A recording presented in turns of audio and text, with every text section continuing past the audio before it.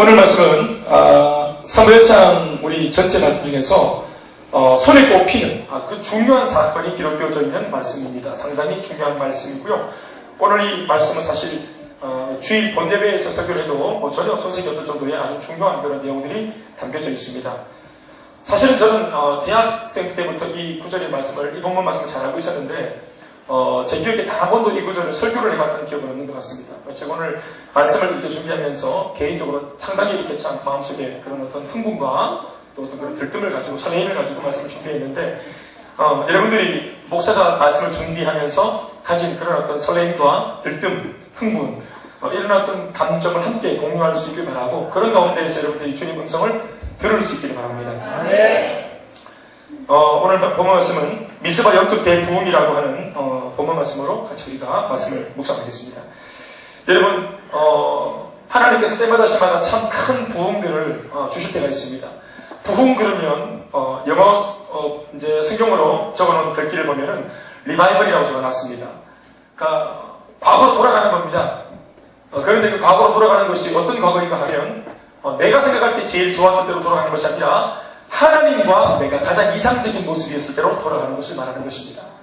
그래서 과거에 하나님의 사랑에 붙들리고 또 우리가 죄를 모를 때 사실 궁극적인 리바이벌의 그 핵심이 되는 어떤 그런 타이밍은 바로 아담이 죄를 모르기 전, 죄를 알기 전 그 아담의 그 어떤 투명한 하나님과의 관계가 지속되었던 에덴 동산의 때와 같은 때로 돌아간다고 보면 됩니다. 우리가 전혀 죄를 알지도 못하던 때로 하나님께서 우리 가운데 계시고 우리가 주님 속에 있었던 그 신비한 연합의 어떤 그런 모습으로 돌아가는 것이다. 그렇게 보면 되겠습니다.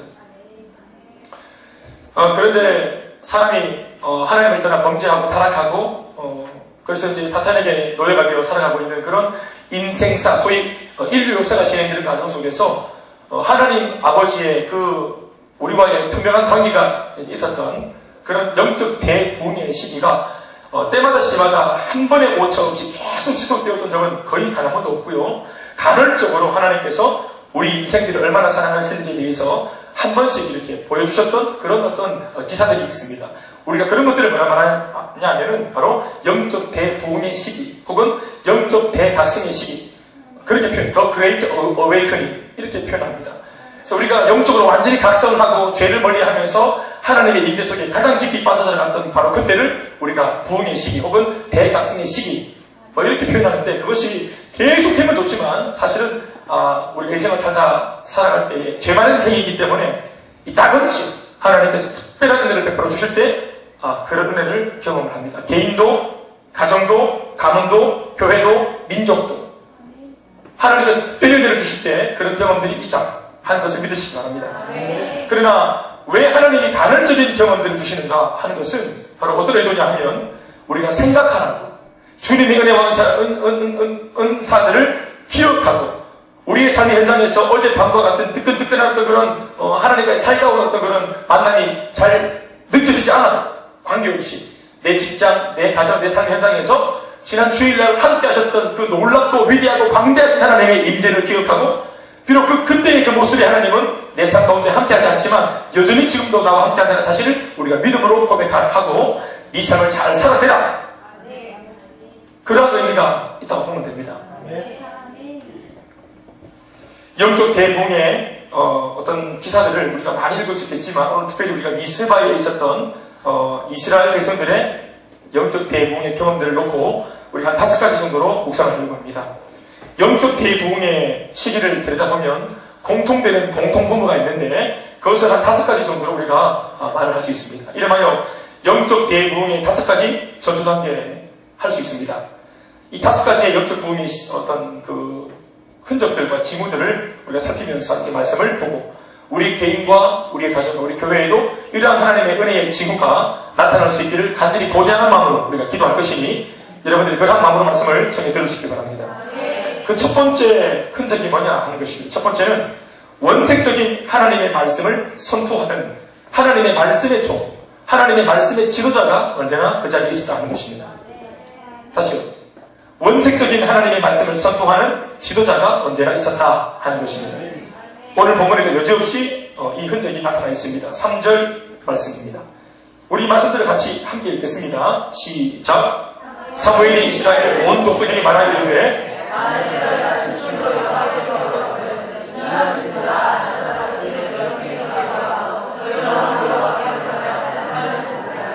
그리하면 너희를 블레셋 사람의 손에서 건져내시리라. 아멘. 안에 내용도 내용이지만 우리가 액면가로 바로 들여다봐야 될 장면이 뭐냐 하면 사무엘입니다. 사무엘이 갑자기 이제 아주 원숙한, 아주 원숭이가 느껴지는 그런 아주 완벽한 사역자의 모습을 해가지고 갑자기 이스라엘 백성들 앞에 등장한 것입니다.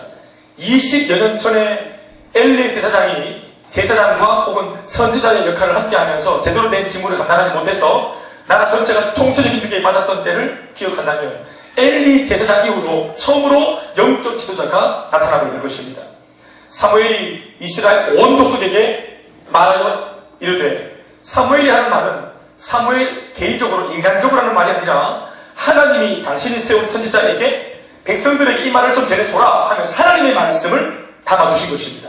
그러니까 사무엘의 말은 곧 하나님의 말씀이라 보시면 될 줄로 믿습니다. 그러니까 20년 만에 침묵하던 하나님의 말씀이 나타난 겁니다. 아니요. 사사기 전체에 영향을 받고 있으니까 이 사무엘 7장의 배경이 사무엘 400년 동안의 하나님의 침묵기가 지금 깨어지고 있는 장면을 우리가 읽고 있는 것입니다.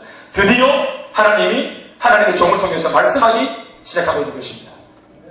그 내용은 두 가지인데요. 첫 번째는 이방신들과 아스다롯을 너희 중에서 제거하라 한 것입니다.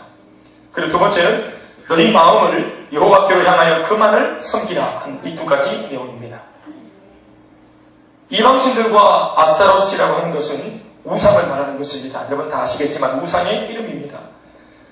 우상 숭배의 가장 큰 문제점은 우상을 숭배하는 사람의 마음이 하나님으로부터 떠나 우상에게 가 있다 하는 것입니다. 그 우상이 무엇이든지 상관이 없습니다. 왜냐하면 이 우상이라고 하는 것은 시대마다 달라졌기 때문에 그렇죠. 사람들은 시대마다 제각기 다른 우상을 두고 다른 우상들을 섬겨왔습니다. 그래서 우상 자체에 우리가 관심을 두기보다는 다만 하나님의 백성으로 하여금 하나님을 주목해야 할 마음에서 멀어지게 하는 모든 것은 모조리 문제가 된다고 보면 됩니다. 그것이 또 사실 곧 우상이기도 하고요. 우상 자체가 문제이기도 하지만 그 우상으로 백성들의 마음이 하나님에게서 떠난다는 것이 더 중요하게 다뤄져야 할 대목입니다.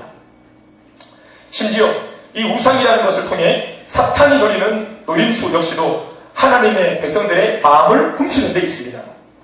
마음과 생각을 빼앗아 놓으면 이내 곧 그 마음을 따라 생각을 따라 몸도 따라가고 물질도 따라가고 결국에는 그 사람의 인생 전체가 삶의 전부가 다 딸려간다는 사실을 이미 사탄은 잘 알고 있기 때문에 그렇습니다. 그래서 사람의 마음과 생각을 제일 먼저 도둑질하는 것입니다. 그러므로 사무엘이 말한 이방신들과 아스다롯을 너희 중에서 제거하라 라는 말씀을 우리가 이해해야 됩니다. 잘 그 참뜻을 잘 이해해야 합니다. 이 말의 참뜻이 뭐냐 하면 겉으로 볼 때는 우상을 제거하라 라고 한 것으로 보이지만 실제의 그 내막은 마음을 돌이켜라 이런 뜻으로 우리가 해석을 해야 됩니다. 하나님마저도 쉽게 일면하게 만들었던 현재 나의 마음을 사로잡고 있는 모든 것을 과감하게 잘라내고 과감하게 제거하라 하시는 말씀으로 봐야 합니다. 네 마음이 어디 있느냐? 네 마음을 빨리 풀어헤치고 다시 하나님께로 회복할 수 있도록 돌이켜라. 그리고 그 마음을 지금 꽁꽁 묶고 있는 것들을 완전히 제거해내라. 우상 제거의 어떤 그런 그 자체가 목적이 아니라 마음을 다시 회수하는 것이 중요한 것입니다. 그러나 우상이라고 하는 눈에 보이는 신상 자체를 제거하는 것만으로는 부족합니다. 더 본질적인 부분을 제거해야 합니다. 본문에서 이방 신들이라고 표현했지만 사실 구체적으로 이름을 하자면 바알입니다. 사무엘이 말하고 있는 우상이라는 것은 풍요의 어떤 신이라고 일컬어 봤던 바알과 그러니까 바알은 풍요의 신, 기쁨의 신이라고 일컬었던 아스타롯, 이 신들은 부부입니다. 사람이 만들어 놓은 이방 우상들인데 이 신들, 거짓 신들은 부부입니다.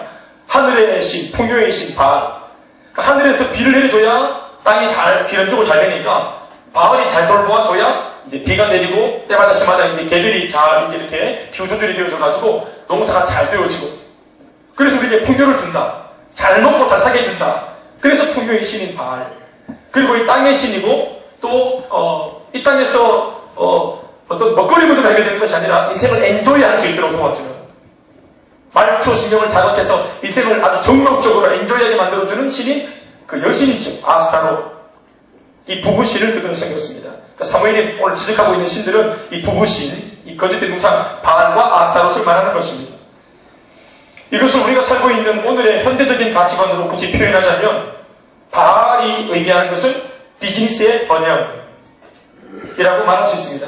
우리가 사업적으로 먹고 사는 문제에 있어서 번영하는 것, 내가 많은 돈을 버는 것, 그래서 비즈니스의 번영. 그리고 아스타롯은 성적인 부분을 포함한 정욕적인 기쁨, 인생을 엔조이하는 것이라 해석할 수 있습니다. 여러분, 오늘 여기서 말하는 두 가지는 보통 사람들이 말하고 있는 행복한 삶이었다, 행복한 삶이다 라고 말하는, 정말로 복받은 인생이다 라고 말하는 세속적인 가치관에서 볼 때 이 알파 오메가 전부입니다. 돈도 많고 건강하고 게다가 이 땅에서의 삶을 엔조이할 수 있는 삶이라, 이 땅에서 모든 인생들이 추구하고 있는 행복감이죠. 그게 바로 바알과 아스타롯이 의미하고 있는 부분입니다. 그러니까 사람들의 마음이 기꺼이 현혹당하고 쉽게 거기에 빠져드는 것입니다.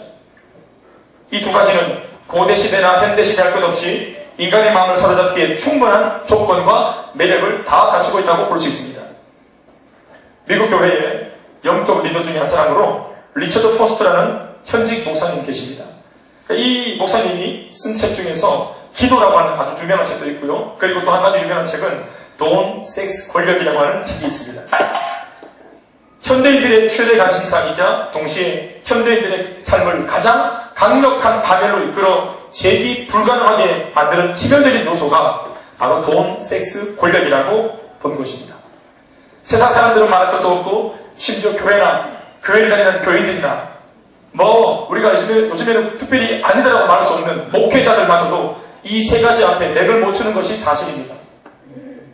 더불어 이 세 가지는 대부분의 드라마나 영화의 단골 소재거리이기도 합니다. 그러니까 드라마나 영화 속에서 이 돈, 권력, 섹스 이 세 가지를 빼고 나면 영화가 안 되죠. 드라마 안 됩니다. 이것을 바알이라고 부르든 혹은 아스타롯이라고 부르든 혹은 돈, 섹스, 권력이라고 부르든 상관없습니다. 중요한 것은 이 세 가지의 치명적인 우상들이 예전이나 지금이나 여전히 하나님의 사람들을 유혹하고 있고 수많은 성도들의 마음 생각을 변질시키고 사로잡고 다른 곳으로 빼어가고 있다는 사실입니다. 그리고 이미 그 당시 이스라엘은 이미 이 세 가지의 마수에 걸려 무려 400년 이상이나 그 정욕의 늪에서 헤어나오지 못하고 있었다는 것입니다. 그런데 오늘 하나님의 사람 사무엘 선지자가 자그마치 무려 400년, 한 420년 이상 동안 아무도 지적하지 않던 오늘 이스라엘 전체를 총체적으로 무너뜨리고 있던 이 구체적인 죄목에 대한 처음으로 이것을 지적하고 오늘 언급하고 있습니다. 만일 너희가 전심으로 여호와께 돌아오려거든 진짜로 하나님께 돌아와 신앙적으로 회복하기 원한다면 이방신들과 아스타롯을 너희 중에서 제거하라 하고 처음으로 이것을 구체적으로 지적한 사람이 사무엘입니다. 그리고 더 적극적인 의미의 회개를 하나 더 요청하고 있기를 뭐라고 했습니까? 돌아오는 것으로만 부족하고 심지어 너희 마음을 여호와께로 향하여 그만 섬기라. 할렐루야. 그러니까 사무엘의 말이 뭡니까? 너희의 마음이 문제라는 겁니다. 이스라엘 백성들 한 사람 한 사람 개개인들의 지금 마음이 어디가 있나? 몸은 여기 앉아 있지만 지금 마음이 다 어디가 있나? 사무엘이 제대로 본 것입니다. 지금은 하나님을 떠나서 바알과 아스타롯, 그러니까 세상에 붙들려 이미 상당 부분 거기에다가 마음의 뿌리를 이미 다 내려놓은 상태이긴 하지만 그 세속적인 부분들을 제거하고 그 마음의 뿌리를 완전히 드러내어서 다시 한 번 더 하나님을 향하도록 해라. 아멘입니까? 하나님께 다시 인생의 뿌리를 들어서 다시 접붙임해라. 그리고 다시는 그 마음을 다른 데다가 빼앗기지 말고 주지 마라. 이것이 바로 사무엘을 통한 하나님의 음성이었던 것입니다. 많은 너희가 과거로부터 지금까지 이 400년 동안의 비참한 삶이 진짜로 지긋지긋하다는 하나님의 침묵, 세상적인 어떤 부분들에 짓밟혀서 마살리는 소금으로 마살리는 빛으로 그렇게 완전히 찌그러진 삶을 사는 것이 정말로 지긋지긋하다면, 그리고 진짜로 새로워지기 원한다면, 그리고 진짜 하나님 앞으로 다시 돌아오기를 간절히 원한다면 이 두 가지를 속히 행하여 한시라도 빨리 하나님께로 돌아오라고 사무엘이 말씀을 전하고 있는 줄로 믿습니다. 빠르면 빠를수록 좋고 단호하면 단호할수록 좋다는 것입니다. 이런 관점에서 볼 때 오늘 이스라엘 백성들 스스로는 대책이 없어요. 그 나물의 그 밥이기 때문에 모두가 죄에 얽히고 설켰습니다. 400년 동안 그들이 한 4대나 5대 정도 조상들로부터 내려오는 그런 수많은 이해관계 속에서 서로가 해먹고 해주고 얽히고 설키고 죄악을 마치 시집을 갈줄처럼 서로 얽히고 얽혀가지고 누가 누구한테 죄인이라는 말을 못해요. 회복하자, 회개하자, 돌이키자, 신앙적으로 다시 한번 회복하자 이런 말 아무도 못하고 듣지도 않습니다. 너나 잘해 하는 것입니다. 그리고 수많은 사람들 속에 이미 죄책감이 만연하기 때문에 신앙적으로도 발버둥 칠 수 없습니다. 나 같은 것이 어떻게 돌아갈 수 있을까? 내가 지금 얼마나 지은 죄가 많은데 나는 이미 많은 부분들 떠내려왔다는 거예요. 돌아가기는 너무 멀리 떠내려왔다. 이런 마음이 있기 때문에 아무도 못 돌이킵니다. 스스로는 안 돼요.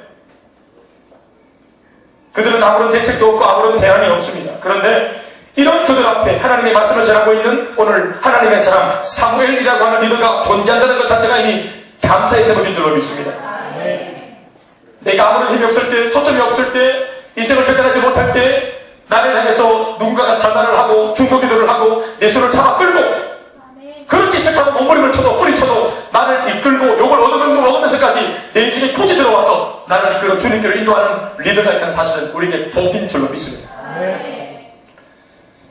영적 대가성의 초입 단계에 있어 언제나 주목해야 할 부분은 말씀의 사람 그리고 말씀의 리더가 있었다는 사실. 우리는 이것을 잘 기억해야 합니다. 그리고 실제로 우리 교회와 우리 주변의 환경은 어떤 형편에 놓여 있는지를 잘 확인해야 합니다. 나는 이 말씀 들으려면 정말로 복된 사람인가? 그리고 복이라고 하는 것이 뭔가? 내 주변에 내게 말씀 들려주는 사람이 있는가? 내가 정체 듣지 않으려고 해도 내게 하나님 말씀을 건면하고 양육하고 훈련하는 그런 말씀이 내 주변에 있는가를 돌아봐야 합니다. 그런 환경이 있는 것 자체가 복인 줄로 믿습니다. 오늘 우리가 이것을 어떤 사람이 자기의 논리로 주장하는 것이 아니라 오늘 김대현 목사가 자기 논리로 주장하는 것이 아니라 우리가 말씀을 보니까 이게 얼마나 복인지 알아보는 것입니다. 엘리가 있었지만 그가 사람들에게 뭐가 잘못되었는지 지적해 줬습니까? 엘리가 있었고 홈리와 비나스가 그 아들들이 있었지만 목회자의 자식들도 있었지만 그 가정이 백성들에게 자신의 소임을 다하면서 비록 백성들이 듣기 싫어할지라도 그들의 죄를 지적하고 그들에게 정말로 그들이 행복할 수 있는 삶에 대하여 도전했습니까? 그러지 않았습니다. 자신을 귀찮게 하는 사람 아무도 없었지만 그들은 그들의 인생 가운데 가장 비극적인 삶을 살았습니다. 그리고 하나님을 잃어버리는 하나님이 떠나가고 싶을 정도로 배은망덕한 사람으로 그들은 인생을 살았습니다. 그 인생을 산 것이 아니라 사실은 낭비없고 허비한 인생입니다. 그에 비하면 나의 주변에는 그러한 말씀에 어떤 리더가 있는가 말씀에 사람이 있는가 돌아보는 것은 굉장히 중요한 문제라고 생각합니다. 하나님이 나를 사랑한다는 흔적이 뭘까요? 나를 위한 하나님의 말씀의 사람들을 이렇게 보내놓으신 것입니다. 16세기 종교개혁의 새 시대를 열었던 루터, 또 그 루터가 기치를 흔들고 말씀을 들고 소리 높여서 종교를 신앙을 개혁하자고 소리 높였을 때 그에게 힘을 실어주고 신앙적인 어떤 그런 내용들을 집대성했던 칼빈, 그리고 쯔링글리, 이런 사람 다 말씀의 사람이었던 줄로 믿습니다. 18세기 영국의 부흥의 주역이었던 요한 웨슬레와 찰스 웨슬레 형제들도 마찬가지로 영국의 큰 부흥을 주도했던 말씀의 사람들이었다는 사실을 우리가 부인할 수 없습니다. 스코틀랜드의 부흥을 주도했던 인물 장 낙스도 마찬가지입니다. 18세기 중반부터 20세기 초반까지 계속되었던 미국의 영적 대각성 운동을 주도한 지도자들, 세 번의 미국의 대부흥이 있었는데 1차 시기에 25년 동안의 부흥을 주도했던 인물로 조나단 에드워즈 목사님, 그리고 조지 히필드 같은 사람들, 2차 부흥의 시기에 40년 동안이나 하나님의 말씀이 미국 전 대륙을 붙들 수 있도록 은혜를 베푸는 어떤 창구가 되었던 찰스 핀이라고 하는 그런 강력한 설교자, 3차 시기에 약 60년 동안 하나님의 임재를 머물게 했던 그런 미국의 대각성 시대를 주도했던 인물로 D.L. 무디 목사가 있었다는 사실은 참으로 우리가 중요한, 우리가 정말 관심 있게 봐야 할 내용인 줄로 믿습니다. 오늘 우리의 시대에는 하나님의 사람이 어떻게 존재하고 있고 우리 이 한국교회나 우리 교회나 나의 삶을 책임지는 하나님의 말씀의 사람은 누구인지를 우리가 주목해 봐야 할 줄로 믿습니다. 더불어 나 스스로가 그런 사람 되어야 할 줄로 믿습니다. 중요한 것은 언제나 하나님의 말씀을 가감없이 있는 그대로 전해서 백성들로 하여금 하나님께로 돌아갈 수 있도록 나침반과 같이 끊임없이 북구성을 향하는 그런 기준을 얘기하는 사람이 있었다는 사실이에요.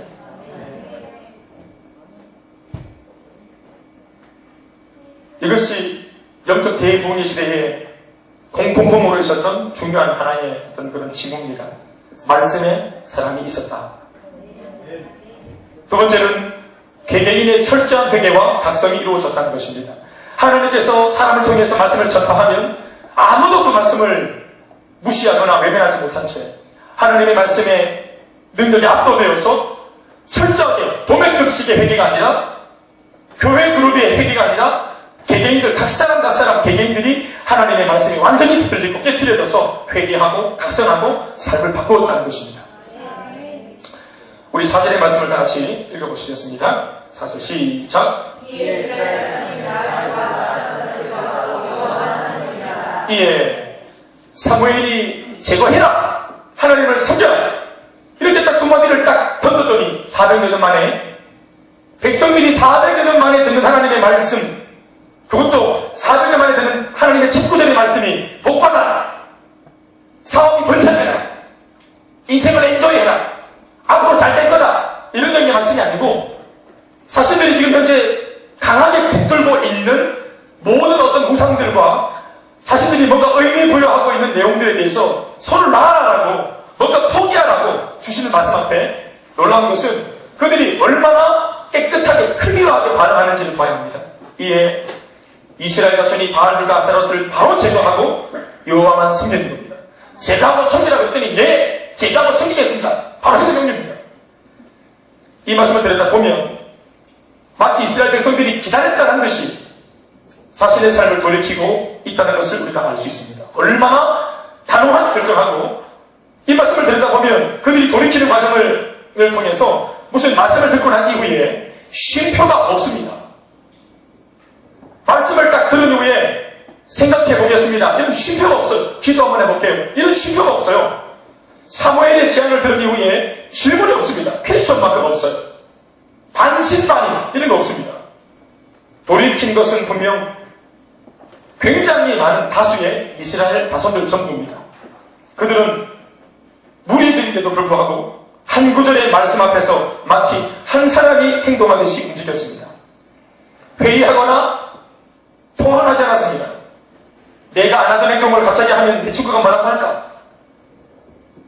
내가 갑자기 안 하던 행동을 하면 내 가족들이 어떻게 생각할까? 하는 이런 체면을 전혀 의식하지 않은 채로 하나님 앞에 반응했습니다. 우리 저는 굉장히 좀 크게 눈을 뜨고 주목해 봐야 합니다.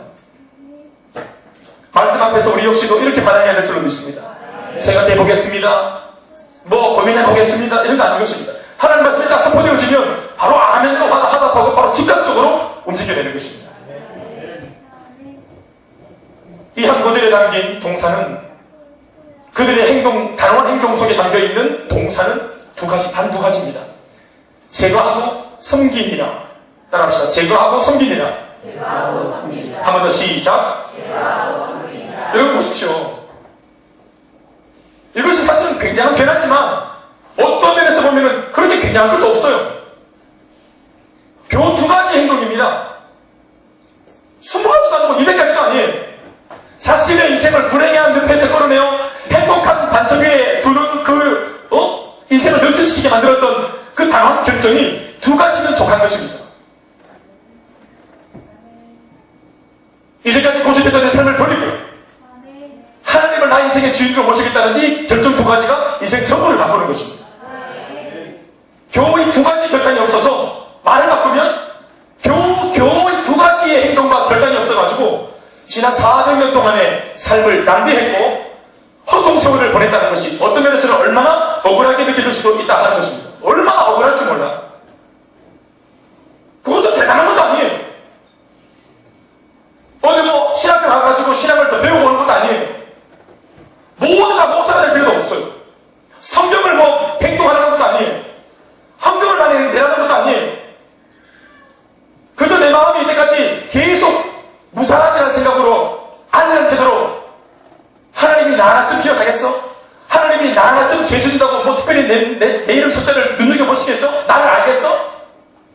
나나쯤이야 하는 이런 교만한 마음들을 꺾고 내 속에, 각 사람 속에, 우리가 아니에요, 내 속에 있는 아스타롯을 제거하고 하나님을 마음에 두기로 한 사람 한 사람 모두가 결정을 했더니 시대의 어둠이 벗겨질 것입니다. 한 가정과 가문의 운명이 바뀌어질 것입니다. 우리 인생도 마찬가지 아닙니까? 예수가 없는 것과 있는 것 차이로 영원한 현주소가 달라져 버리지 않습니까? 구한말 120년 전 이 땅에 복음이 들어왔어요. 다른 거 들어온 게 아니라 선교사를 통해서 복음이 들어왔는데 이 나라가 변하는 것입니다. 있는 것과 없는 것의 차이입니다. 내 속에 아스타롯이 있으면 인생이 완전히 그가 하나 때문에 망하는 것입니다. 둘도 셋도 아닙니다. 아스타롯이 내 마음의 중심을 사로잡는 단 한 가지 이유 때문에 인생이 완전히 망하는 것입니다. 인생이 행복해지는 것도 마찬가지. 내 속에 있는 것 없는 것 차이입니다. 하나님이 계시는 것으로 인생이 바뀌는 것입니다. 충분합니다. 내가 복음을 부끄러워하지 않으노니 이 복음은 모든 믿는 자에게 구원을 주시는 하나님의 능력이 되며 모든 자에게, 모든 믿는 자에게 하나님이 구원을 주실 수 있다. 복음 하나면 먼저는 유대인에게요, 그리고 헬라인에게로다. 유대인도 헬라인도 하나님을 먼저 알았던 어떤 선민 이스라엘 백성들이나 하나님 앞에서 외인이었던 이방인들이나 관계없이, 출생과 관계없이 누구든지 예수를 믿으면, 복음을 붙들면 인생이 바꿀 수가 바뀌는 것입니다. 모태신자 출신이다, 20년 예수 믿었다, 나는 우리 교회 초창기 멤버다, 다 여러분 그것이 중요한 것이 아닙니다. 나는 샌드다, 국장이다, 내가 목사다, 사모다, 중요한 것이 아닙니다. 우리 아버지가 장로다, 목사다, 중요한 것이 아닙니다. 그저 내 속에 아스타롯이 있는가, 하나님이 계시는가, 그것이 중요한 줄 믿습니다. 어제까지 아스타롯이 있다 할지라도 관계없습니다. 내 앞에 있었던 삶의 어떤 대부분의 삶이 아스타롯과 함께 결탁했다는 것도 상관없습니다. 오늘 이 시간 우리 마음속에 예수님을 영접하면 바로 이 시간 우리 운명이 바뀔 줄 믿습니다.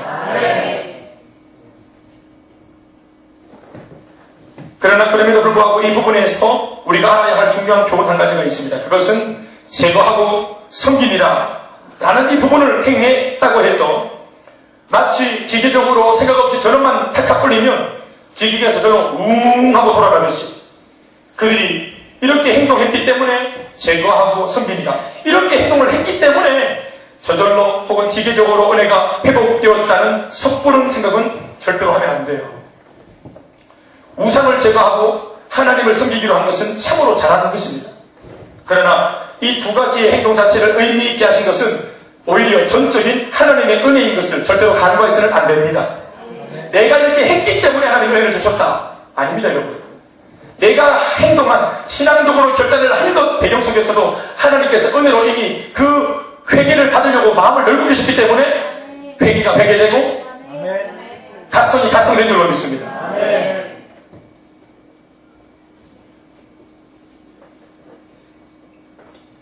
사실 그들의 죄질에 비해서 단순한 이 회개의 행위가 크게 효과를 발생시킬 수 없는, 그럴 이유가 전혀 없는 어떤 이유가 있어요. 그 죄질은 얼마나 고약합니까? 그런데 아스타롯 하나 제거하고 주님을 붙잡았다고 이 모든 죄, 400년 묵은 죄가 쉽게 그렇게 돌이켜지고 용서받는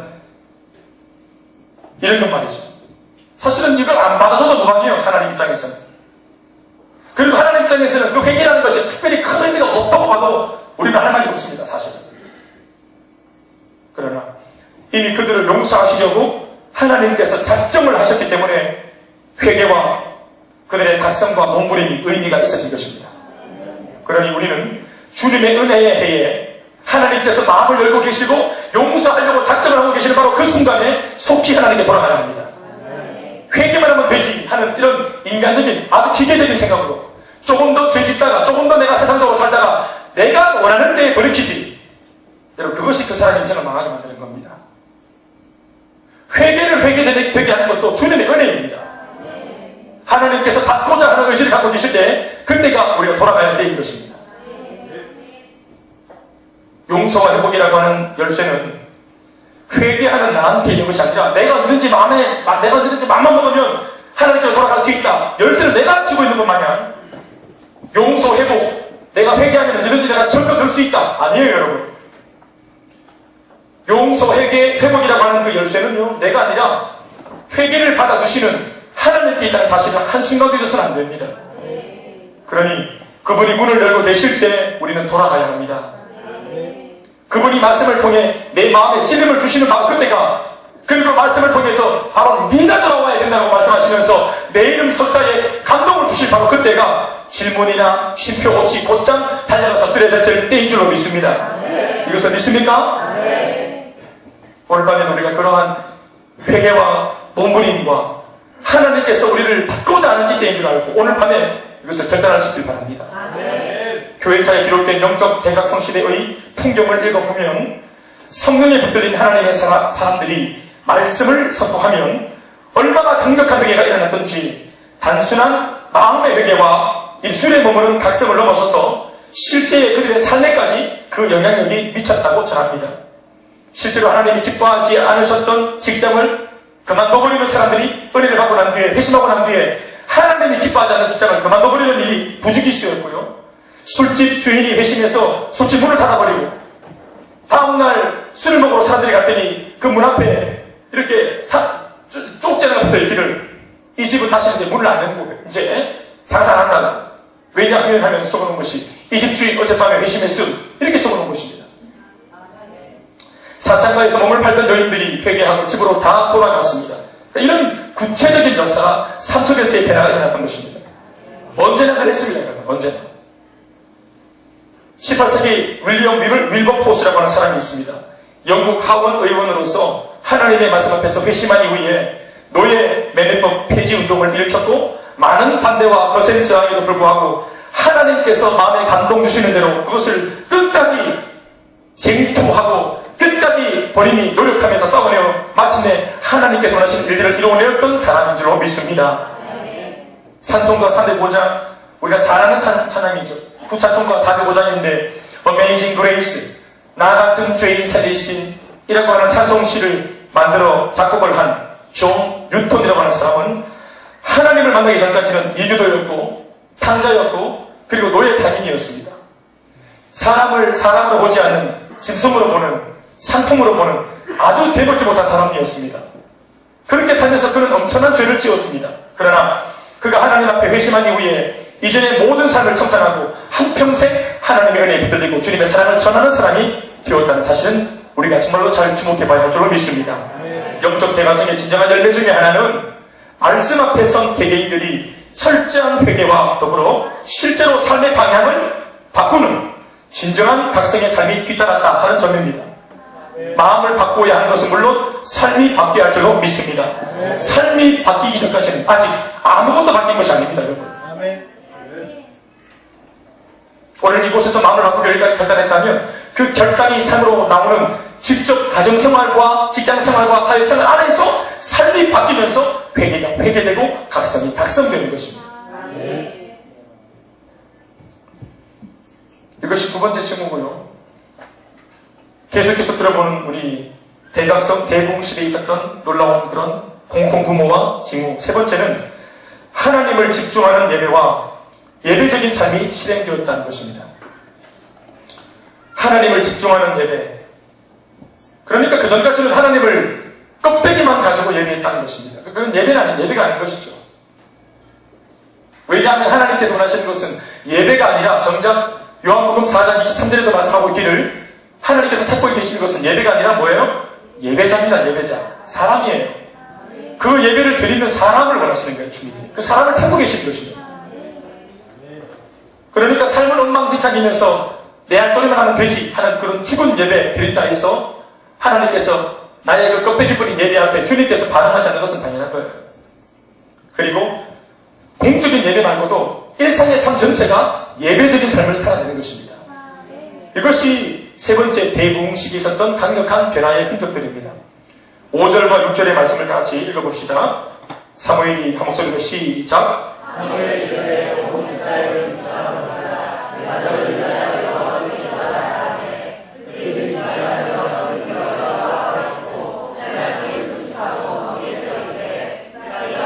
범죄하여 너희 사무엘이 미스바에서 이스라엘 전체를 다스립니다. 아멘. 보다도 중대한 결단을 위해서 사무엘은 계속해서 지속적으로 백성들을 미스바에 모았습니다. 미스바라고 하는 이 지명은 예루살렘으로부터 한 11km 떨어져 있는 북쪽에 위치한 그런 아주 중요한 그런 도시입니다. 군사적인 요충지라고 그렇게 학자들은 말을 하는데 아주 중요한 그런 반입니다. 그러니까 대적들을 아주 맞닥뜨리는, 그러니까 이 관문이 열려지면 이제 이스라엘 전체가 위기에 빠질 수 있는 북쪽을 향해서 아주 중요한 그런 지역입니다. 그러니까 사무엘이 백성들을 그 미스바에 모았습니다.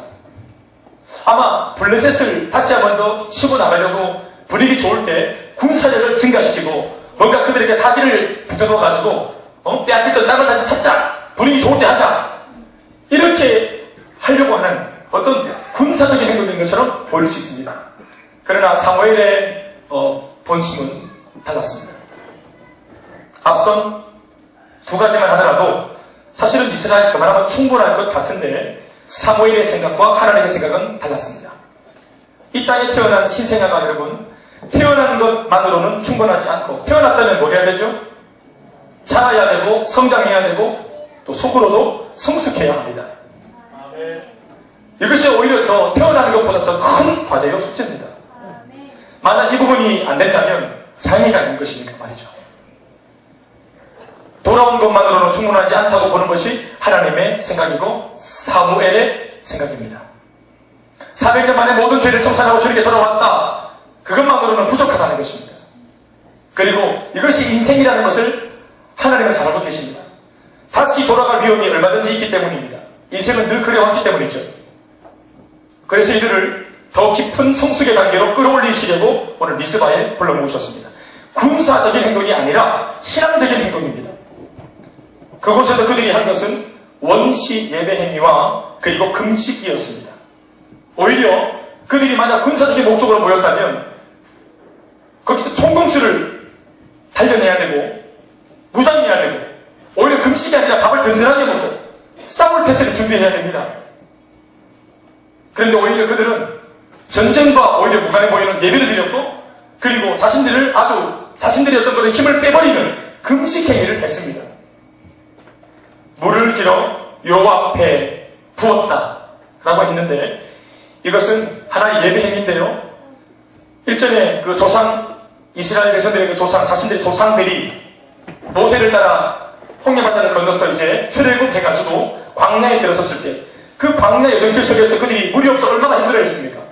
그 당시 그들이 목이 타가지고 그렇게 어려워할 때 모세가 지팡이로 하나님께 기도해서 반석에서 물을 내어서 그들의 어떤 그런 고통들을 그렇게 회복시켜주고 또 그들의 고민들을 그렇게 들어줬습니다. 답을 줬습니다. 그래서 그렇게 우리의 인생의 문제에 대하여 위기 때에 위기를 극복할 수 있도록 도우셨던 하나님을 기념하는 마음으로 그들이 하나님께 감사하고 영광 돌린다는 의미에서 이런 물을 붓는 원시 형태의 예배를 드렸다고 보면 옳습니다. 왜 원시 예배 행위인가? 제사장도 없고 예배 처소도 없습니다. 그죠? 일정한 지역에 우 몰려와서 전혀 예배 처소가 아닌데도 불구하고 그냥 사무엘이 지명한 한 자리에서 그들이 모두 다 물을 부으면서 우리에게 과거 조상들의 삶의 문제를 도우셨던 그 하나님의 은혜를 기억하고 마치 그때와 같이 지금 우리 영적인 목마름을 하나님이 400년 만에 해결해 주셨다. 이것이 감사하다. 어떤 그런 의미로서 그들이 물을 부으면서 하나님께 감사했던 것입니다. 그래서 저는 이것을 원시 예배 행위라고 그렇게 보는 것입니다. 여기서 중요한 점은 이스라엘 백성들이 더 이상 언약궤에 목매고 있지 않다는 점입니다. 어떻습니까? 이제까지 사무엘 1장부터 지금 6장까지 앞서 있는 본문까지는 뭐가 문제였습니까? 탈도 많고 말도 많았던 것이 뭐였습니까? 언약궤였잖아요. 그들은 하나님을 바라본 것이 아니라 언약궤 자체를, 그 나무 상자 자체를 그건 신봉했지 않습니까? 그것이 문제가 되어서 얼마나 많은 일들이 있었습니까? 그런데 오늘 사무엘을 통해서 신앙적으로 회복이 되어진 그들의 중심 속에 언약궤가 아니라 더 이상 언약궤를 그들이 고집하지 않고 있다는 사실을 주목해야 합니다. 이제 그 어떤 장치를 통해서가 아니라 자신들이 직접, 심지어 제사상이 없는데도 불구하고 개개인들이 직접 언약궤 바깥 그 어디에나 계시는 하나님을 예배하게 되었다는 점을 주목해야 합니다. 그리고 하나님께 무엇을 바라고 복을 비는 예배가 아니라 오히려 금식을 통해서 자신의 허물과 죄를 돌아볼 줄 아는 진정한 의미의 예배가 오늘 일어나고 있다는 사실을 여러분들이 받아들일 수 있기를 바랍니다. 그런데 이러한 예배, 언약계 중심의 예배에서 이제 하나님 말씀 중심의 예배, 언약계 중심의 신앙에서 이제 하나님 말씀 중심의 신앙으로 그들이 이제 회복되고 있다는 것이죠. 변화되고 있다는 것입니다. 아멘, 아멘. 그리고 자신을 돌아보는 하나님을 주목하면서 그 하나님을 통해 투영되어 보이는 나의 현주소, 나의 부족한 모습, 내가 얼마나 하나님 앞에 설 수 없는 죄인인 것을 발견하게 되면서 자신을 금식하며 자신을 부인하는 진정한 의미에서의 신앙의 모습으로 그들이 돌아가고 있다는 사실을 기억해야 합니다. 오늘 이것을 사무엘이 가르치고 있습니다. 하나하나 훈련시키고 있습니다. 그래서 6절 마지막 말씀에 뭐라고 적어놨습니까? 사무엘이 미스바에서 이스라엘 자손을 다스립니다. 사무엘이 미스바에서 이스라엘 자손들에게 하나하나 다스리고 통치하면서 하나님의 백성들로서의 삶의 내용들을 가르치고 있는 것입니다. 아멘입니까? 아멘. 죽은 신앙에서 떠나라, 죽은 예배에서 떠나라, 진짜로 살아있는 신앙과 인격적인 예배로 돌아서라 하고 하나하나 가르치고 있는 것입니다. 아멘. 사무엘이 예배를 통해서 가르치고자 하는 바가 뭔가 하면 하나님의 사람은 먼저는 하나님을 주목해야 한다는 것과 그 하나님을 통해서 나 자신을 돌아볼 수 있어야 한다는 것입니다. 이것이 진정한 의미의 예배라는 사실을 가르치고 있는 것입니다. 그러나 너희들이 이때까지 그렇게 하지 않았다는 거예요. 언약궤 자체를 신봉했고, 그리고 하나님을 요청하더라도 주님을 위한 예배가 아니라 자신의 필요에 의해서 주님을 들었다 놨다 하는 그런 세속적인 종교 행위를 했다는 것을 오늘 사무엘이 지적하고 있는 것입니다. 여러분, 하나님께서 높임을 받는 예배가 되어야 될 줄로 믿습니까? 네. 나를 통해 주님이 높임받는 그런 신앙이 되어야 될 줄로 믿습니까? 네. 그러므로 우리는 예배를 통해 하나님을 주목해야 하고 우리를 위하여 행하신 하나님의 역사하심에 감사해야 될 줄로 믿습니다. 네. 그러나 아쉬운 것, 참 안타까운 것은 이것이 우리가 아멘이 되지만, 그러나 부인할 수 없는 것은 오늘날 우리 현대교회 수많은 성도들의 예배관은 우리가 받을 은혜, 내가 받을 축복, 내가 받을 위로에만 온통 집중이 되어 있는 것이 사실입니다. 그렇기 때문에 우리가 원하는, 내가 예배를 통해서 원하는 무언가가 있는데 그것을 받지 못했다는 느낌이 드는 예배는 은혜가 안 되는 예배다. 이런 교회는 참 나한테 참 가치가 없다. 우리가 이렇게 쉽게 평가해버릴 때가 있습니다. 오늘 예배는 죽었다. 이것은 예배를 제대로 이해하지 못한 몰 이해로부터 빚어지는 실수입니다. 예배의 주체는 내가 아니라 하나님이라는 사실을 오해한 데서부터 이런 실수에 빠지는 것입니다. 겨우 이런 정도의 저급하고 세속적인 예배관을 가지고 있으니 내가 마음이 상하면 예배 제낍니다. 이런 세속적인 마음의 예배가 이미 내 마음속에 있으니까 몸이 조금 불편하고 컨디션이 나쁘면, 그리고 동일 시간대에, 예배드리는 시간과 동일 시간대에 내 마음을 사로잡는 다른 더 흥미있는 스케줄이 생기면 예배를 아주 우습게 여기고 눈 하나 깜짝 안 하고 예배를 빼먹는 일들이 우리 주변에서 수도 없이 발생합니다. 하나님 모독행위라는 것을 우리가 모르는 것입니다. 게다가 저를 비롯한 대부분의 목사님들이 거기에 한몫 더해서 이런 잘못된 성도들의 삶의 또 신앙적인 부분들을 날카롭게 지적하거나 훈계에서 따끔하게 가르치지 못하는 형편이 오늘 우리들의 교회의 모습입니다. 그리고 목회 현실입니다. 이런 말을 어떻게 하겠어요? 하면 다 아마 보답이 다 쌀 겁니다. 일요일날 얼마나 잔치도 많고 얼마나 예식도 많고 내가 정으로도 의리로도 내가 어떤 사람의 도리로도 해야 될 도리상의 일들도 얼마나 많은데 오직 평생 그를 예배를 하루 빠져먹었다고 그걸 그렇게 강조하나? 가르쳐 들라치면 성도들이 얼마나 돈을 내고 아주 편협한 목회자인 것처럼 그렇게 미도하는지 모릅니다. 중요한 것은 이미 목회자도 그것을 안다는 사실이에요. 그래서 그 말 하지 않습니다. 그래서 서로 그냥 문자로 주고받으면서 양해만함, 양해함 이래서 하는 겁니다. 그냥. 그러나 하나님 문자 보내십니다. 양해 못함.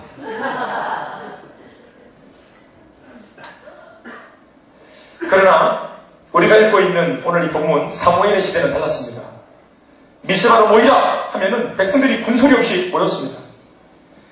올 때도 빈손으로 오지 말고 마음의 정성을 펴하라 하면 묵이라도 또 하고, 금식하라 하면 왜 금식하라 하노 하고 딴소리 하지 않고 금식을 했던 것입니다. 목회자가 하나님의 마음을 품고 그렇게 신앙훈련을 하고 예배 훈련을 하니까 백성들도 기꺼운 마음으로 그렇게 순종을 잘해 주었던 것입니다. 그러니 이런 집안은 되는 것입니다. 그들 전체가 무엇을 암묵적으로 결단했다고 우리가 충분히 생각해 볼 수 있을까요? 뭔가 백성들 사이에 암묵적인 결단이 있었다고 저는 봅니다. 다시는 과거와 같은 비참한 삶으로 돌아가지 말자. 더 이상 우리가 이제 하나님의 말씀을 거절하고 세워진 주님의 종의 권위를 무시하고 우리 마음대로 살았던 거 해봤잖아. 하지 말자 이제. 우리가 다시는 비참한 삶으로 돌아가지 않기 위해서 이제는 어떤 가르침이라도 순종하고 따를 것이며, 이 일에 있어 자신들을 책임지기 위해 세워진 사무엘을 신뢰하고 하나님의 말씀을 무조건 신뢰할 것이라고 그들이 암묵적인 결단을 했던 것입니다. 더불어 그 하나님을 예배하는 것이 삶의 우선순위임을 범국민적으로 결정했다고 저는 보는 것입니다. 대각성 시대에는 언제나 예배가 회복됩니다. 언제나 예배의 본질이 회복됩니다. 그 말은 삶의 우선순위가 제대로 정립이 되어 갔다는 말인 것입니다. 엉망진창이었던 삶이 이게 예수 믿는 사람인지 안 믿는 사람인지 분간 전혀 안 되는, 표가 나지 않는 삶에서 이게 우리는 대수책이다. 그래서 기꺼이 대가짐을 한다. 안 된 것은 안 되는 것이다. 아닌 것은 아니다. 그리고 신앙의 마지노선을 정확하게 딱 그어서 신앙의 색깔과 맛을 내었던 것입니다. 이게 언제나 영적 대본의 시기에 언제나 일어났던 일입니다. 결국 인생의 비극은 삶의 우선순위에서 하나님이 밀려나면서 비롯되기 때문에 예배 중심의 삶을 결정하는 것은 하나님으로부터 창조받은 피조물인 우리 인간들에게는 정말로 잘한 최고의 결정이라고 봅니다. 오늘 우리의 교회 예배도, 우리 교회 성도들이, 저와 여러분들의 예배 역시도 이렇게 회복되어져야만 남은 우리의 인생이 하나님 앞에서 의미가 있고 소망이 있습니다. 네 번째, 우리가 어떤 내용과 징후를 살피기 전에 3-1에 해당하는 내용이 하나 있습니다. 왜 제가 3번에 붙여가지고 3-1이라고 했을까요? 그것은 이 영적 대각성 시대에 예배가 회복된다, 예배의 삶을 산다 했는데, 예배의 삶을 결단하고 예배의 삶을 그들이 다 마음에 품게 되면 반드시 이게 연쇄 반응과 같이 따라오는, 아주 그냥 실각반응처럼 바로 딱 따라오는, 공식처럼 따라오는 그런 부분이 하나 있어요. 그게 뭐냐면 사탄의 방해입니다. 그래서 네 번째 조건이라고 말하고 싶지 않고요, 세 번째 조건에 따라붙는 어떤 연쇄 반응이라고 보고 싶은 것입니다. 그게 뭐냐 하면 사탄의 방해가 반드시 있다. 무슨 방해입니까? 예배를 지키지 못하게, 예배의 삶을 살지 못하게 하는 것입니다.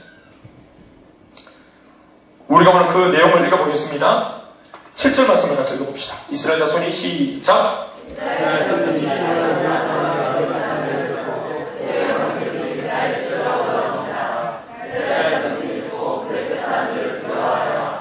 그들은 군사행동을 한 것이 아니에요.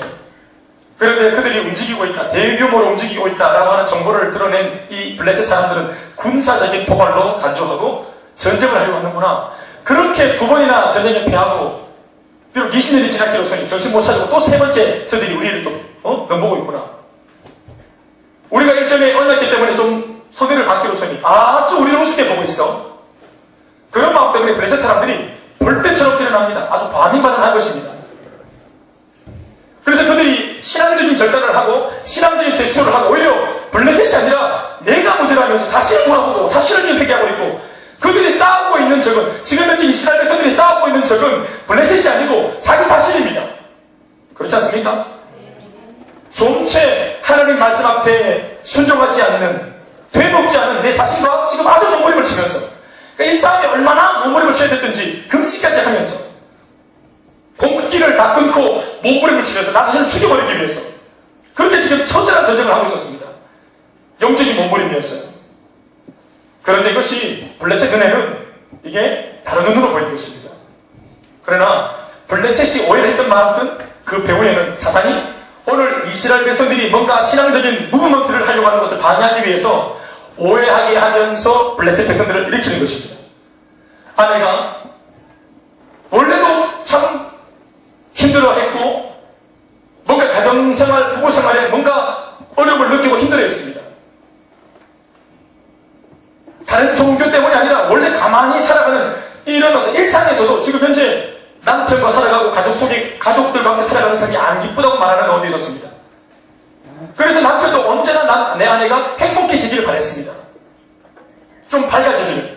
그러다가 어느 순간 이 아내가 전도 많이 받아가지고 아까 우리 이 신전 자매님 가정처럼 딸아이가 그 당시 취업이 안 된 아들과 삶이 참 아주 어려운 아들과 함께 그 마음이 아주 착잡한 가운데 있었던 아들과 함께 교회를 들렀거든요. 처음에는 그냥 마음이 너무 어려우니까 교회 좀 다니면서 위로받겠지. 그래 종교 하나 있으면 좋지. 그런 마음으로 엄마 아버지가 보고 있는데 웬걸 일주일에 4일 동안 교회를 들락거리고 뭐 양육을 한다 뭐 훈련을 한다 이러면서 뭐 제자가 되겠다 이러면서 뭔가 그 아이 마음속에 뭔가 꿈틀거리는 것이 보이는 거예요. 그런데 부인하지 못하는 것은 애가 점점 밝아지고 좋아지는 거예요. 너무 많이 바깥에 출입하면서 마음에 안 드는데 애가 좋아지고 밝아진다. 내 부인이 밝아지니까 이걸 부인하지 못하는 겁니다. 그러니까 그런 마음이 있어서 좋은가 하면 이럴 때 우리 사람의 심리가 뭐냐 하면 이것을 칭찬이나 격려하기보다는 대체로 우리가 보게 되는 반응이 뭐냐 하면 공격하게 되어 있습니다.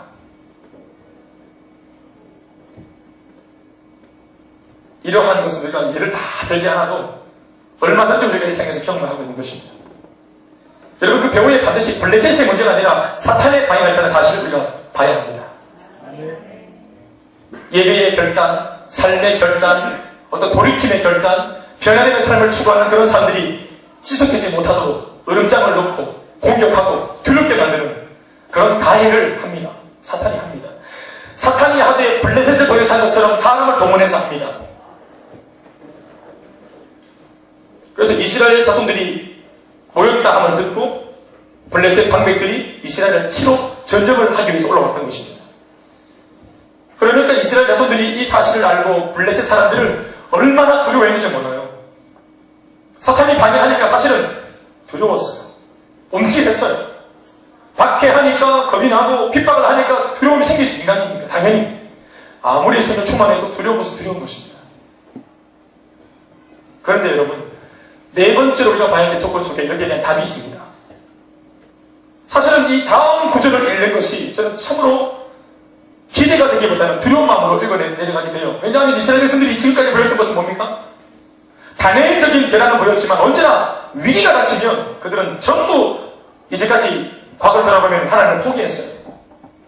뭔가 멋지게 신앙적인 결단을 했다가도 가해를 받고 공격을 당하면 언제나 세상을 놓는 것이 아니라 하나님을 놓았어요. 언제나 그랬어요. 그래 왔어요. 그리고 또다시 하나님의 마음을 아프게 하고. 그러니 오늘 이 본문도 블레셋이 치고 들어왔더라. 이스라엘이 두려워하더라. 그 다음 구절에 바로 그들은 미스바에서 다 뿔뿔이 흩어졌더라. 이렇게 나올까 두려움이 있는 겁니다. 독자로서. 왜냐하면 늘 크게 왔기 때문에 뭐 기대감이 없어요. 성도들을 바라볼 때 실패를 밥 먹듯이 좌절을 밥 먹듯이 마치 습관인 것처럼 문제를 만났다, 위기를 만났다. 여러분 알아볼 것도 없이 바로 그 주일날 바로 예배를 빠진다. 예측이 가능한 저 중에 문제가 있었으니까 그번 이번 주일날 반드시 예배가 먼저 생기겠다. 미안한 말이지만 여러분 왜 슬픈 예감은 틀린 적이 없나? 슬픈 예감이 틀린 적이 없는 거예요. 이만한 문제가 생겼고 이만한 어떤 문제가 신상의 문제가 생겼으니까 야 예배 때 못 나오겠구나. 훈련 반드시 문제 생기겠구나. 세일 반드시 문제 생기겠구나. 딱 슬픈 예감 바로 정확하게 그 예감대로 본인이 삶을 그렇게 움직여 나간단 말이죠. 그런데 때로 어떠한 사람들은 과거는 그러했을지라도 이제 훈련받아 신앙이 자라면서 야 저건 진짜 만만치 않겠다. 저 정도의 지금 타격은 정말로 만만치 않겠다. 야 목회자 나도 만만치 않겠다. 저것은 정말로 쉽지 않겠다.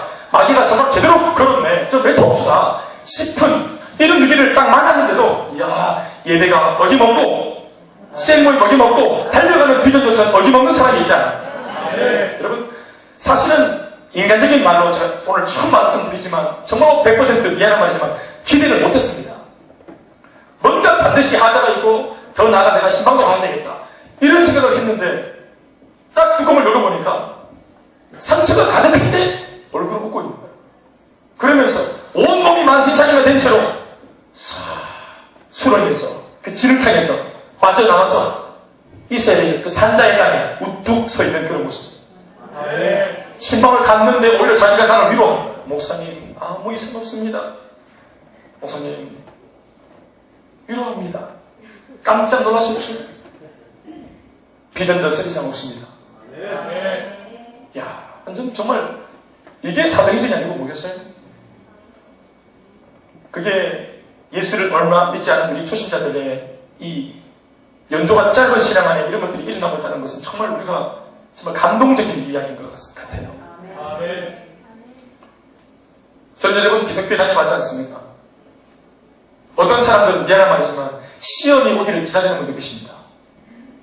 넘어지고 싶고 넘어진 길에 좀 쉬었다 가고 싶어가지고 그럼 마귀는 다 뭐하노? 동네 귀신들이 다 뭐하노? 시험을 안 건데 나한테 나 넘어질 준비가 다 돼 있는데 어떤 사람들 교회를 떠나가는 걸 보면은 늘 말씀드리지만 마지못해 어쩔 수 없어서 정말 너무 심각한 타격을 입고 돌아가시는 게 아니고 처음부터 여차하면 발뺄 준비를 언제나 해오고 있었던 사람인 것처럼 그렇게 발을 빼는 분들도 계세요. 처음부터 하나님을 믿지 않고자 배교할 준비를 만반의 준비를 다 하고 있었던 성도인 것처럼 보일 때가 있습니다. 물론 아주 그냥 이것은 제가 체감적으로 목회자 입장에서 속이 상하니까 그렇게 느껴지는 부분이겠지만 그렇게 오해를 할 정도로 그런 성도들도 있습니다.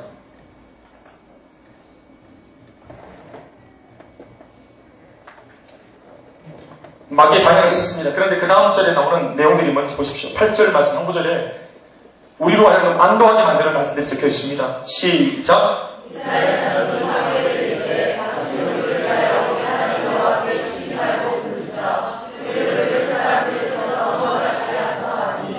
두 가지가 나와 있죠. 영적 지도자에 대한 끊임없는 신뢰. 왜 우리를 여기다가 애매하게 불러놨습니까? 사무엘 당신의 비난한 판단 때문에 우리가 저 사람들을 자극해가지고 지금 이런 꼴을 당한 거 아니에요? 블레셋 모릅니까? 사무엘 목사님 블레셋 몰라요? 세상 모릅니까? 이렇게 사람이 세상 볼 줄을 모르냐고. 쟤네들은 자극하면 안 돼요. 건들면 안 돼. 그런데 과거 같으면 그렇게 했을 법한 이 이스라엘 백성들이 뭐라고 말합니까? 영적 지도자에 대한 끊임없는 지속적인 변하지 않는 신뢰를 보내고 있습니다. 이스라엘 자손이 사무엘에게 이르되 당신은 우리를 위하여 우리 하나님 여호와께 쉬지 말고 기도하고 중보해 주십시오. 하나님이 당신의 기도를 들으시고 우리를 반드시 돌볼 줄 우리는 믿고 있습니다. 당신이 하나님이 보내신 하나님의 사람이라고 우리는 믿고 있습니다. 당신의 판단이 저는 틀리지 않다고 믿습니다. 기도해 주십시오. 그리고 뭐라고 말하고 있습니까? 하나님 신앙이 하나님을 향한 어떤 신앙의 어떤 모습으로 이 위기를 극복하려고 그들이 몸부림을 치고 있습니다. 어떻게 하든지 현실의 문제죠. 어떻게 하든지 현실의 문제인데 그들은 신앙의 어떤 태도와 자세로 이 현실의 문제를 이겨내려고 몸부림을 치고 있습니다. 군사력으로 대적해오면 우리도 군사력으로 힘의 논리로 맞서는 것이 맞습니다. 그런데 그들이 오늘 붙잡는 무기가 뭐죠? 위기의 상황과 돌발 상황에 그들이 붙잡고 있는 무기가 뭡니까? 기도입니다. 하나님입니다. 하나님을 통해서 이 블레셋 사람들의 손에서 우리를 구원하게 하여 달라고 그들이 신앙적으로 발버둥을 치고 있습니다. 블레셋은 눈에 보이는 적이에요. 블레셋은 체감적인 두려움이에요. 블레셋은 현실적인 고통이에요. 물질의 고통, 장래의 고통, 막막한 내 앞날의 현실적인 실존적인 문제입니다. 그런데 이것을 사람의 힘으로 돈의 문제로 물리적인 문제로 해결하지 않고 하나님을 끝까지 앙망하고 훈련받은 대로 배운 대로 앞서 배운 대로 하나님을 요청하고 하나님의 능력을 요청하는 것을 보십시오. 이것이 신앙인 줄로 믿습니다.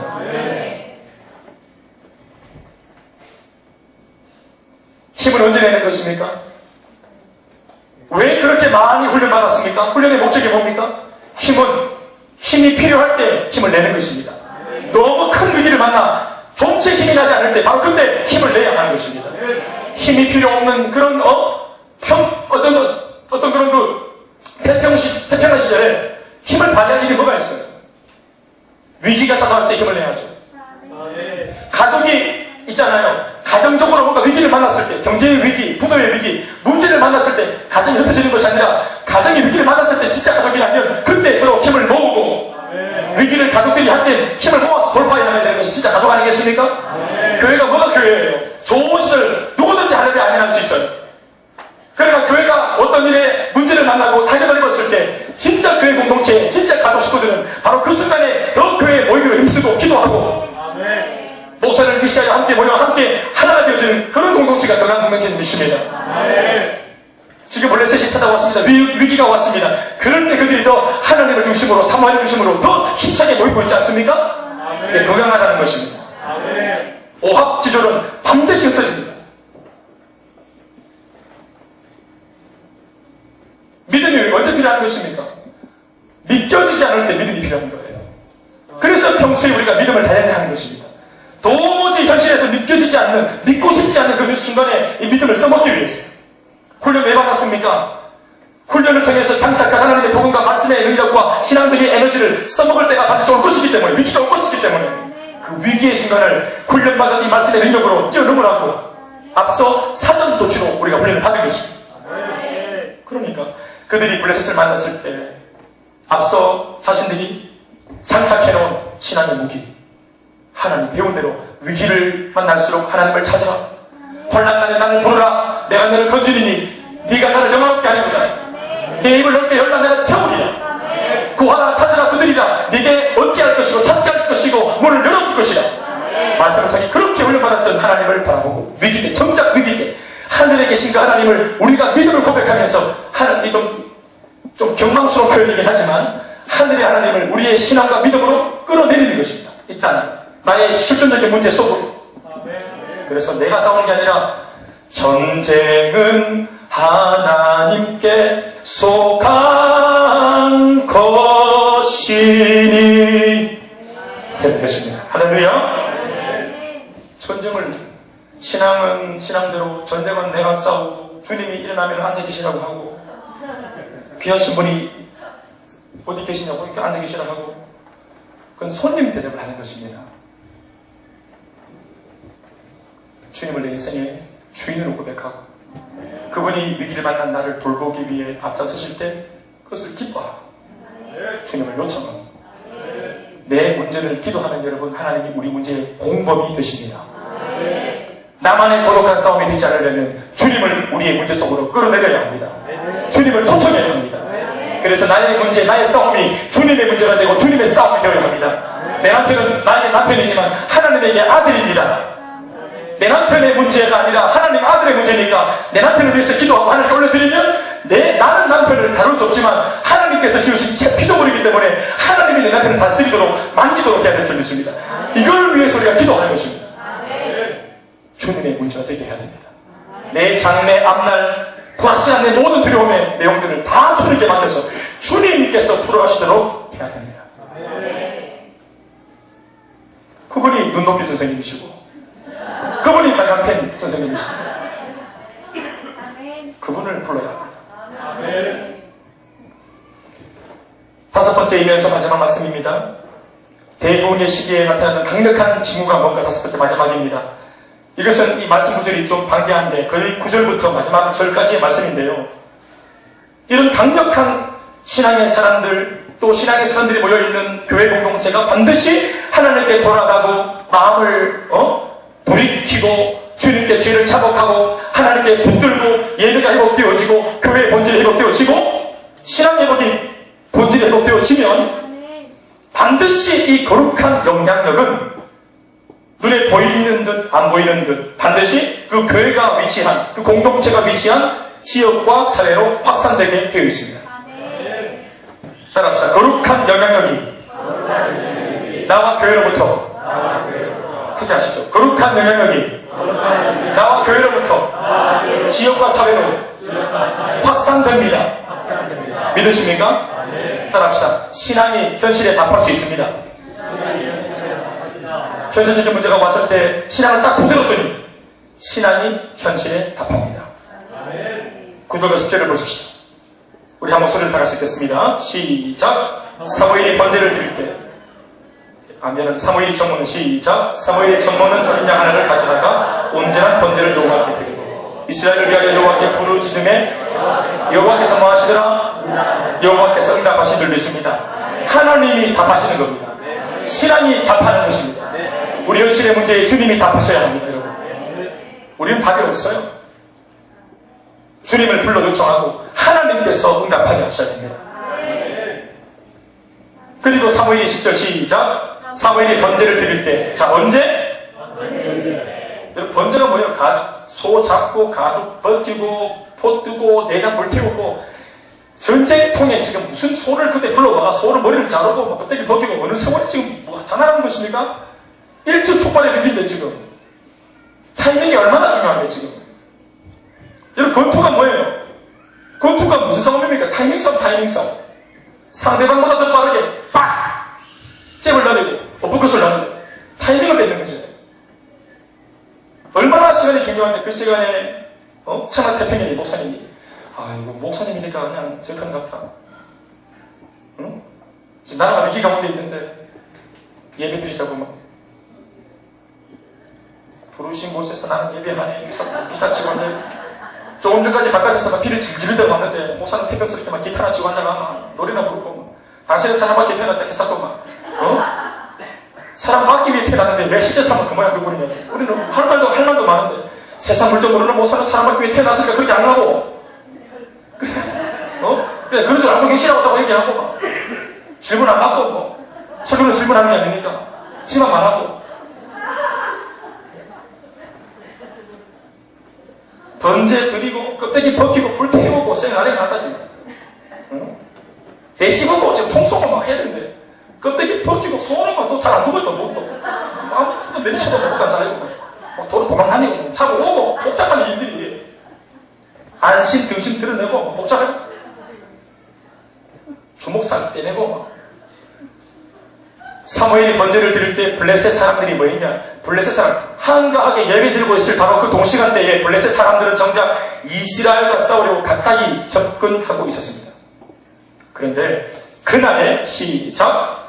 그날에 여호와께서 블레셋 사람에게 큰 우레를 발하여 그들을 어지럽게 하시니 그들이 이스라엘 앞에 뭐한지라? 패한지라. 믿습니까? 신앙이 현실에 답하는 줄 믿습니다. 더불어 여러분, 하나님의 이런 은혜를 받은 하나님의 사람들이 변화되자 이런 놀라운 은혜가 어디까지 미쳤는가? 밑에 보십시오. 13절, 14절 말씀 다 같이 두 절을 읽고 우리가 말씀을 정리하십시오. 시작. 블레셋 사람들이 13절, 14절 이에 시작. 굴복하여 다시는 어떻게 됐다고요? 이스라엘 지역 안으로 아예 얼씬거리지도 못했어요. 또 시작. 여호와의 손이 사무엘이 사는 날 동안에 블레셋 사람을 막으시며 블레셋 사람들이 이스라엘에서부터 빼앗았던 성읍이 에그론부터 가나안까지 어떻게 되었다? 이스라엘 다 회복이 되었습니다. 뺏긴 땅 다 찾았습니다. 믿습니까? 또 계속해서 시작. 또 이스라엘과 아모리 사람 사이에 뭐가 있었더라? 평화가 있었다. 할렐루야. 여러분, 사람들의 변화를 통해서 일파만파 온 지역, 온 사회 속에도 평화가 깃들고 이방에도 하나님의 사랑과 하나님의 그 두려움이 미쳤어. 다시는 이스라엘을 틈타지 못하게 만들고 아멘. 사람 전체를 하나님이 다 정리해서 아멘.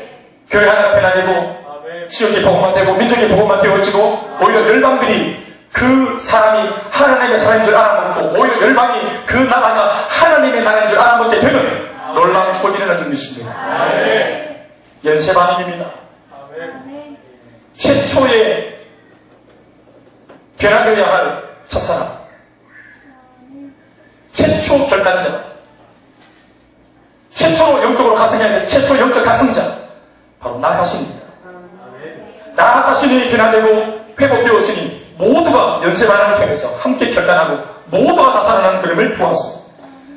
오늘 이 사무엘을 통한 미스바 대부흥의 교훈이 우리에게 소망이 된다면, 우리도 우리 인생이, 내 가정이, 내 가문이, 우리 교회가 그러기를 바란다면 이 원리를 깨닫고 알아서 이 5가지 거룩한 징후가 우리의 신앙의 삶에 나타날 때 뚜렷이 나타날 수 있기를 주의 이름으로 축복합니다.